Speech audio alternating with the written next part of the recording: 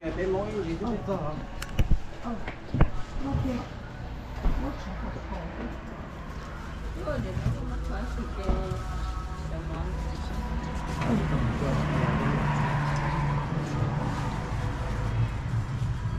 nó ít quá chứ rồi nó chỉ ta nó nó kia nó kia cho nó một tua nó mở đấy à có được tổng nó mà em nhìn được à cho con chúng nó tổng nó này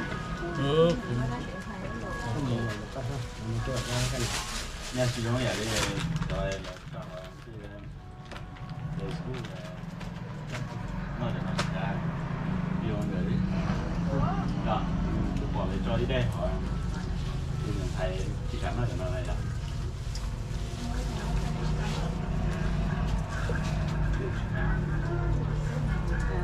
nó thì mới cho ra cái nó này cam này cam nó rồi nó kia nó cũng muốn nó nghề cũng nhiều đó đấy giờ có nó muốn lỗi nó nó mất qua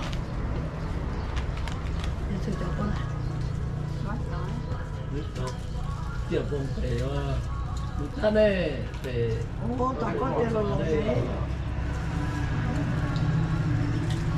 nó kỳ quá một tuần đâu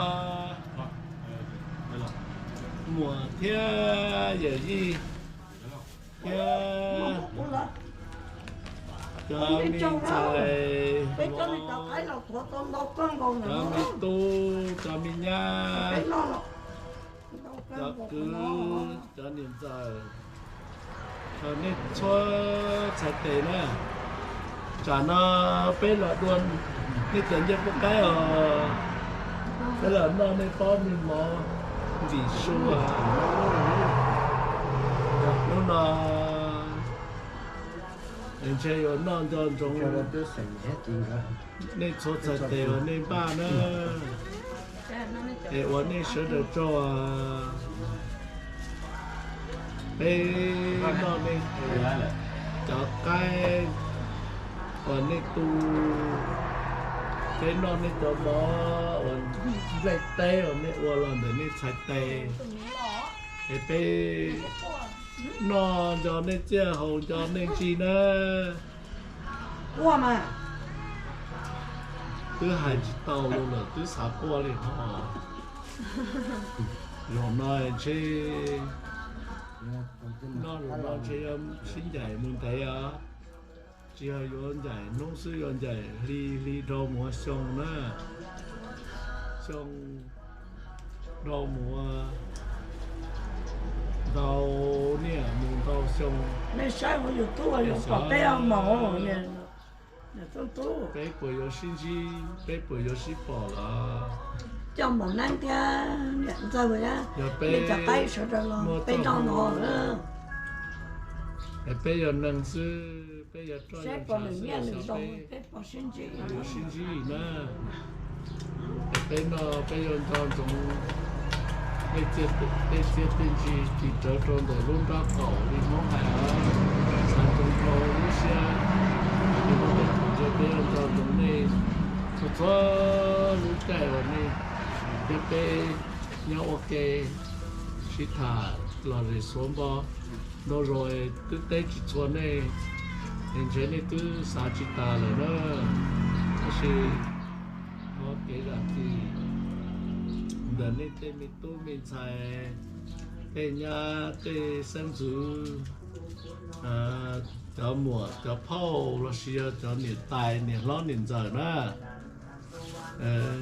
nó kể ra thì bé lần sư bé tê này nên có bé cho lên thì bé tê chỉ tao nên cho sa thì bé sẽ lo bé chỉ sa tê này tê lù nó nữa chỉ ở lên đó cái lúc sen đó nữa bé làm giải tan cho nữa thì ở lên đó ở trong đó lúc sen mà bé nó đi cho mỏ đi cho tiếp tục phát triển nữa trên đây hả để có trồng đó không trồng cái giá chỗ đây rồi đây nữa ăn thọ cái bỏ bên nó là ôi giờ mình ăn đến đâu nè mình sẽ được bên nó kia còn sao cũng nó to là bên nó kia đó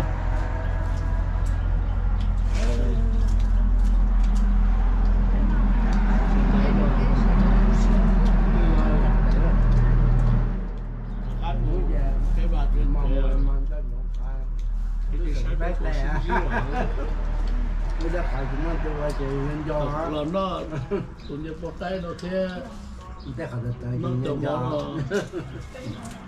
nó sẽ phụ tư nó chỉ tàu đấy rồi nó sẽ có một phần một trò sinh trí được không mua hơn đã ra hay nữa hả nhưng mà tao thiên chi hơn đã phải tôi chụp để không cái này giờ chờ sinh trí ở bên được cho còn như thế đó giờ sẽ dùng để tôi cái lòng nó luôn nè Chị đã phải là được cho chạy một giờ bé mô khi mà nâng cổ nát thì thay là dân có tốt cho bé nó lừa rồi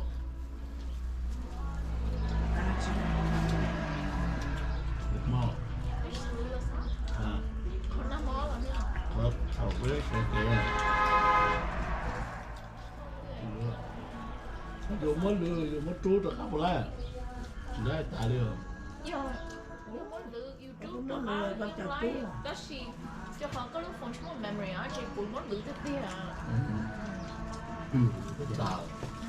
lâu dài thì cái liền chỉ lấy còn chúng tôi thật thà đấy thật thà chúng tôi qua là kiên thầu cái ở sở kiên đường dân cái chế đâu mà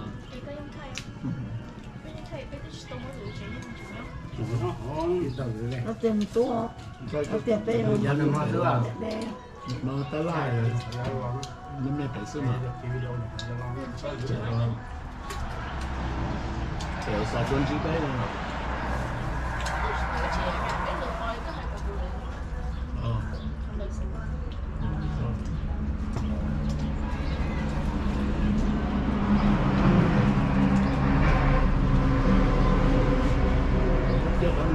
khí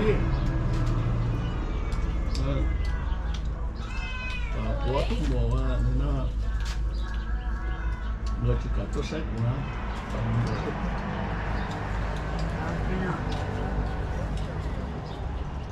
nhiều nó cũng cái thời của tôi được cái có mà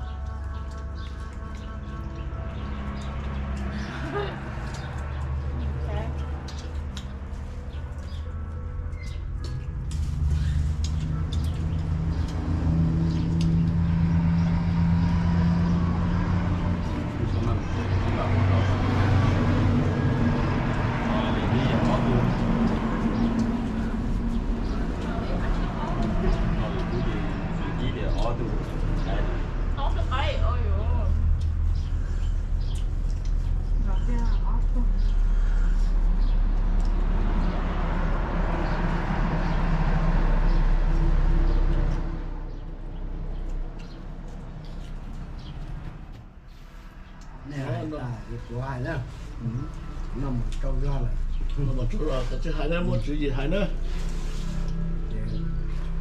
sẽ cho thao gì chỉ lo nó vậy đi tôi được cái đó bên nó thì bây giờ nó là ngay quan trả thì bên mù hạt tiêu là bây giờ lo nữa bên mù lo phát nhưng mà chỉ có phát chỉ trên dân nên có ai bên chỉ mới hơi chỉ là thôi có ai chỉ còn không có một câu đấy là người ta chỉ năng cho tụi to mất tiền thì cho cái nó bé thì còn nên mua trong hông rồi trong bé lò mà bé to nó cái nó buồn gì nữa thì mới cứ có to nên thì ít tụi bé mà có to ít bọt tụi đó nhiều cái mà có vào như tụi to đó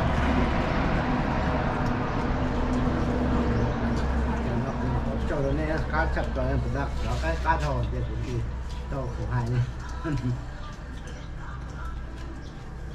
nên chỉ tràn cho cái nhà cái của bé đó Gì đó có. thì trong bây giờ nó xuống đập cỏ chó lo dê chúng nó trồng một con mùa hơn đặc ông đã rồi thì như tên người non này nữa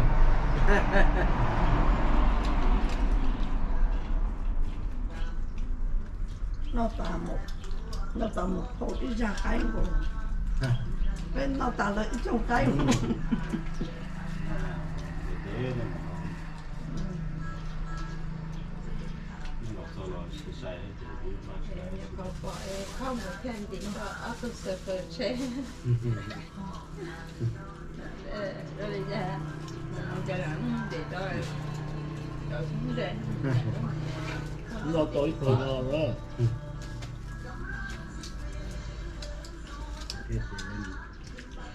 这啥差不了的。你这这开这种这啥东西都生了呀？那lúc cái là phải xử lý nó à?这啥hàng à?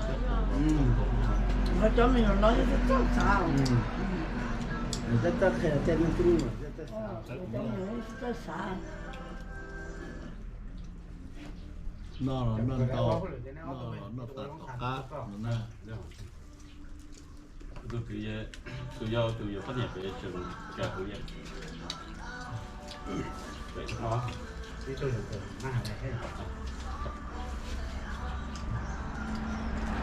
nó là có tiền mà因为他把主要是那整那很难。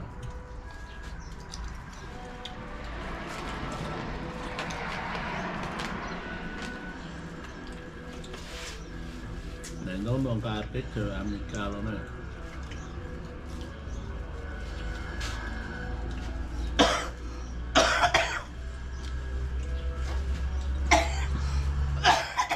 nó có thua nó chỉ nó là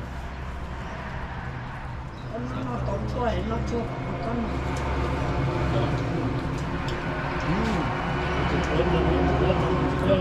ôi nãy cũng đâu rồi mà bốc quá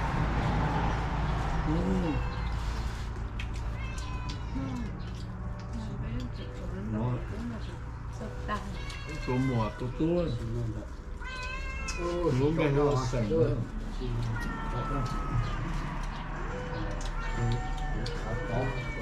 chỉ cho là tôm hô lửa cái bé ô bé tôm bây giờ mọi người nó được khai thác có cho chơi cho cái này nó mùa hô lửa nè cái cánh chỉ nó dài của nó chỉ tàu à nó chỉ cho ít cái sao đầu tiên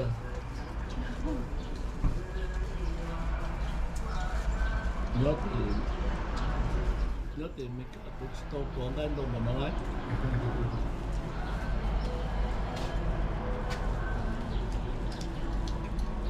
nó thì mình cay nó là nó chỉ ăn mà hơn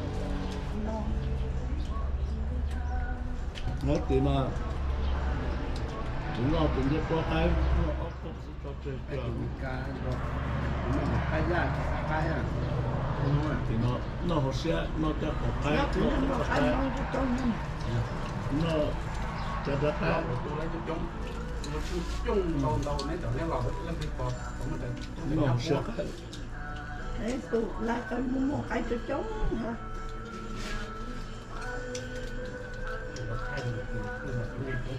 yeah.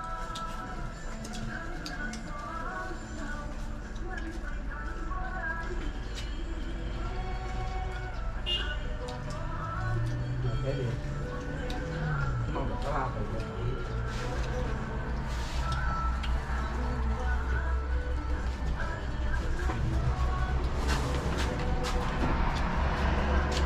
được thì nó có chỉ dùng mỏi thì có chịu trái cá đó nó chỉ có chỉ dùng mỏi thì có trái cá đó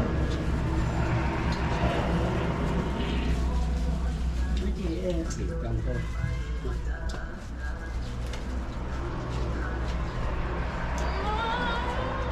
Rồi mâm đồ đu nè. Rồi mâm đồ đi mâm đồ. Rồi mâm đồ tê. Hắn nó choi nè. Mâm đồ hắn nó choi, nó chanh nè. Bộ mâm đồ nè. Các bạn sắp bữa nào mà có mua củ nó đau thì cũng chỉ xem gì cái gì của ấy, cái gì mua. Cá lô khàn vòng nhon trộn dọc chen nè. Mình mua đồ. Cũng lớn lò cái có mua có mua đâu đâu cũng mà có một con trong cũng đó. Cá mà nó thì có được mà cho mình cá đó. đâu đâu cũng nấu trong cầu đấy. Tu phải tu. Nhưng mà là nó cá nó tiêu, cá chơi món lẩu tết chả mình cá đó. Món lẩu cha, món lẩu lết lê, nhớ hẳn nó chơi nè. Cô cho tôi là cứ là cá lộc khả mỏng đó, lên thì nó là non cho nó chơi. Nó cứ để nó không ăn này. Đó là nó áo lúc đấy nè, cái áo tụi nó ăn trái nè. Nó bắt phai nó bắt cắt.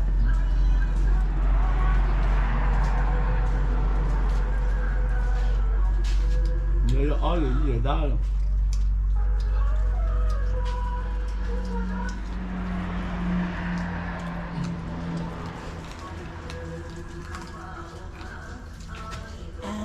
Tại rồi lòi tiếp theo sẽ lòi cái lòi trọc ăn lòi trọc. Rồi. Lúa này lúa nâu có to rồi. Cái biết cái mà nó là toàn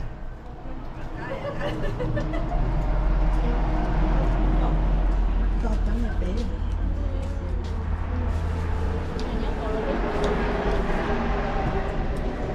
Cho chấm là bé.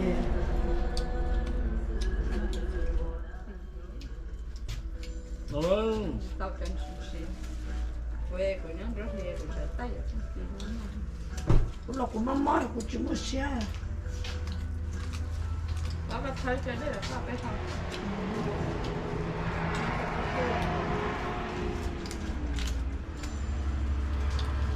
Là với ý chí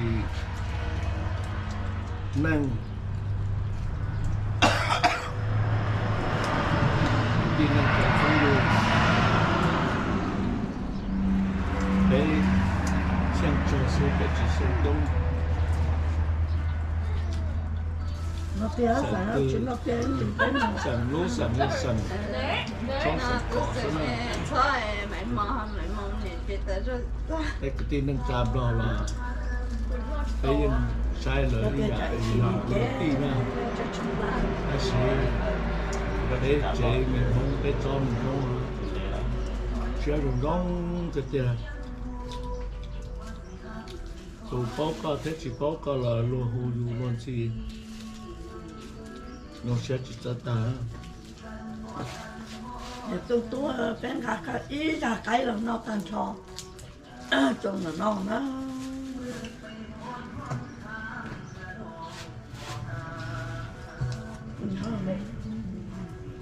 chỉ mà đang lâu là tôi xe nữa mà.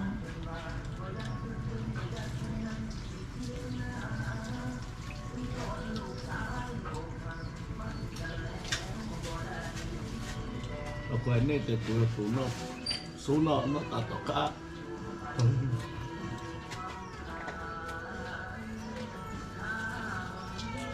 lúa rồi mới cái chuột đây mà một ít xem một nè Giờ của tôi là cái chuyện chọn rồi thì nó khá nó sợ rồi. Cho mấy người cho nó chạy khá khá lắm. cho tất cả nó thì nó làm Nó chỉ nó lấy nó cũng nó công nữa, cũng nó đào, cũng nó đào lên nè. Trời ơi. in nãy còn chỉ nó còn muốn tụi nó chỉ nào có chuyện nó kể thì có thích đấy cái chúng về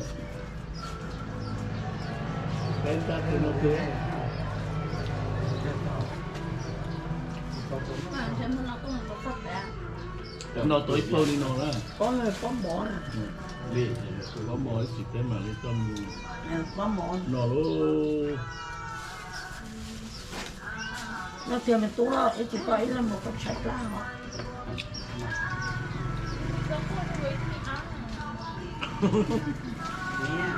Nè, nó một nó nó thì người bằng tay to đây là vẫn nó chỉ một chỗ đây gọi là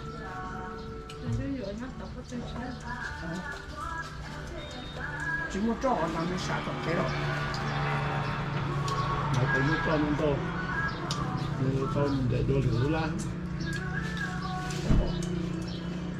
anh ấy là bây giờ nó chỉ một tròn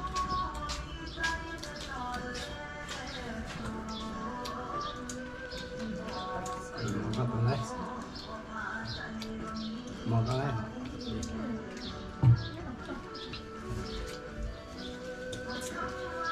có thể đây lọ tiêu có cây nó là có nó tiền tú rồi tiền xóa lại đây lọ tiêu của nó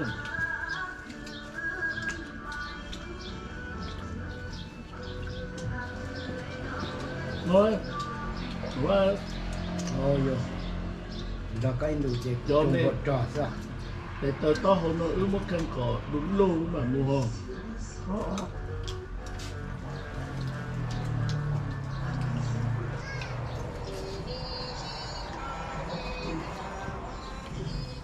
cái tụi nó gọi cho nên nó chỉ nó cứ thay lấy thọ cái tụi nó thầy mẹ lưu nó lưu thầy lại lòng là chỉ có mẹ lưu lòng lưu nó nó chả đã cái chắc ao tụi nó lên cho lại không nó đi chỉ để bỏ cái có điểm phong có đau một cái nữa Điểm bóng. cái tâm là nó họ chả bà con chỉ trong nó khá đủ mà nhắn được cái chỉ bỏ nó có cái cái rất to nè có gì nữa nó tiền cái nó không phải cái bua cái bỏ cái bùa và đi đấy mắm đồ nó chỉ có cái con này con để trâu lên nữa có một cái đó có cứ cái có sao cái nó tiền sẽ thành to xuống có là có nó dùng bọc tua nè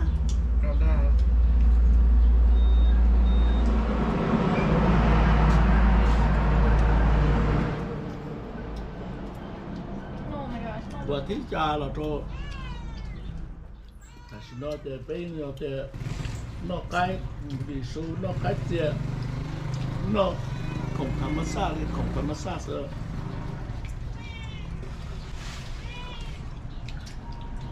nó quá ở cái lo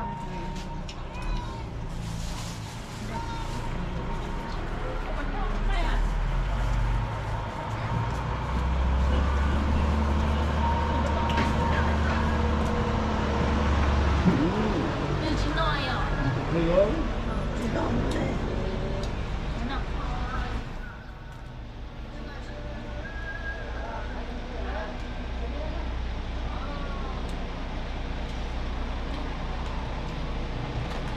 bà nó sát cho cả cú là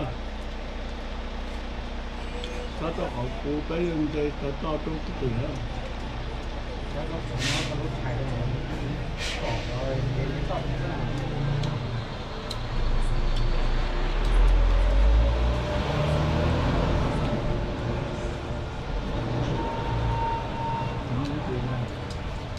mà có cơn cho sao có tiền bá chung này đấy chết chú à chế tú rồi nó chơi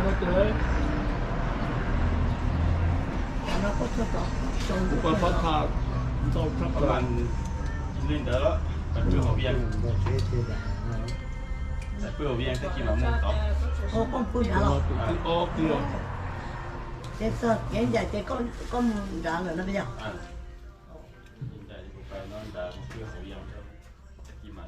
Cái to xe cái chi trong đó. Cá cơm còn. Cái con nó ta chấm này. Ủa tới dù ít cho tỷ rồi.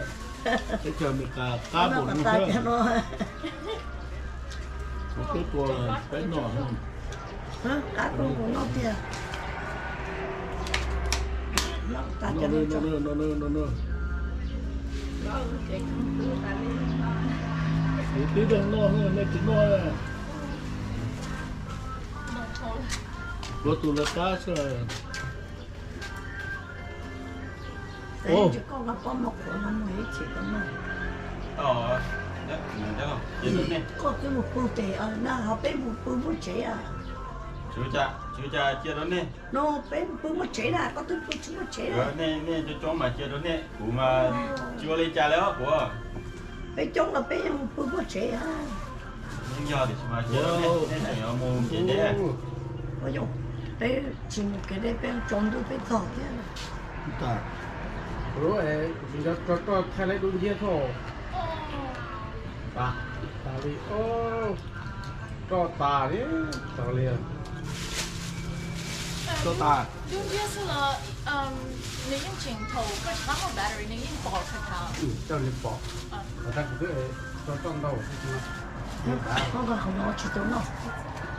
Muốn chờ hồi ít chỉ có nó là, ê con giờ có chỉ nó là, là khỏi mẹ nói ít chỉ có nó.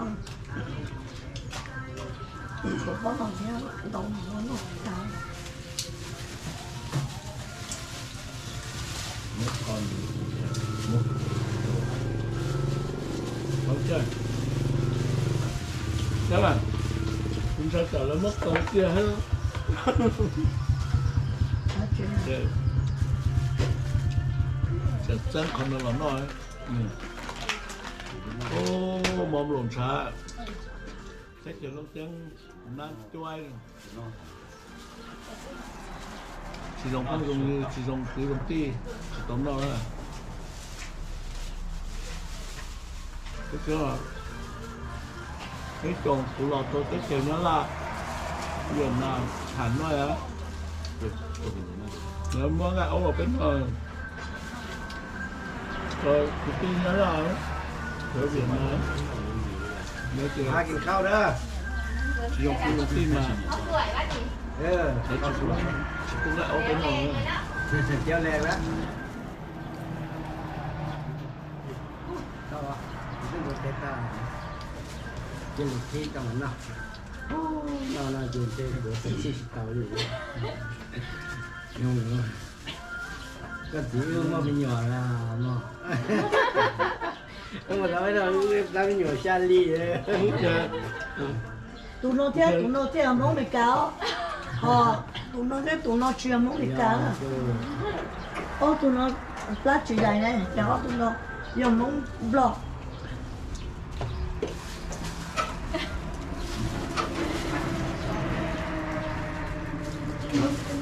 Có tôi cái khăn chú cho này. cho con chỉ tiêu muốn chỉ tới một thương Bây giờ chú khăn này. nó là chỉ có chữ luôn cái cát rồi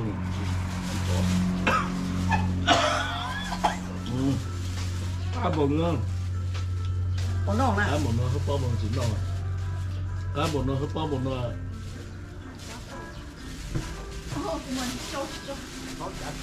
Có nó nè.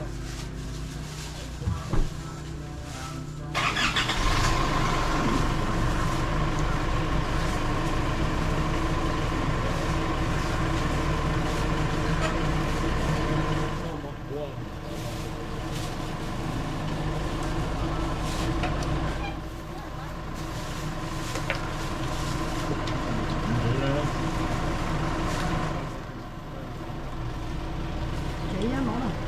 Có dùng gì đâu. đúng rồi Không chỉ đâu. đúng rồi Thấy không? Không chỉ tay ta nó.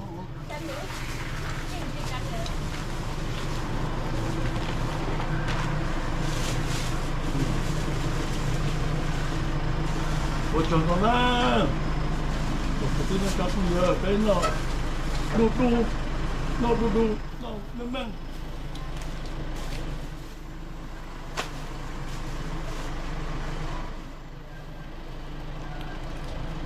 mấy đây nữa luôn cho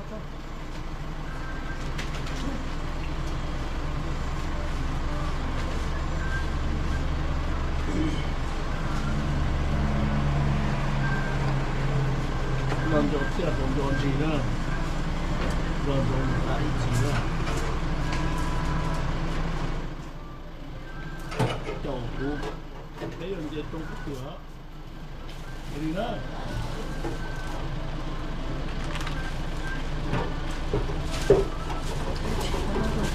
chế để chừng nữa mấy cũng vài phút nữa làm gì cho để chừng nữa phải trong cái tủ này phục khẩu khoai vàng nữa khi nó xuống này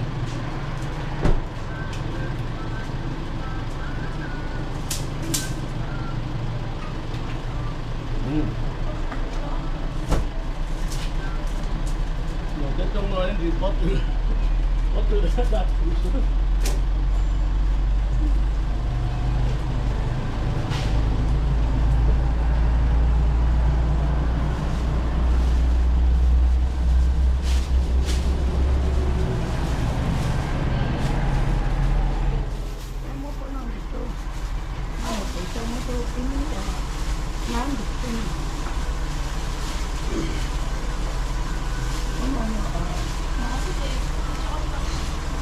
con này mồi lắm không nhiều nắng mua con không cái gì con nắng con là con mình không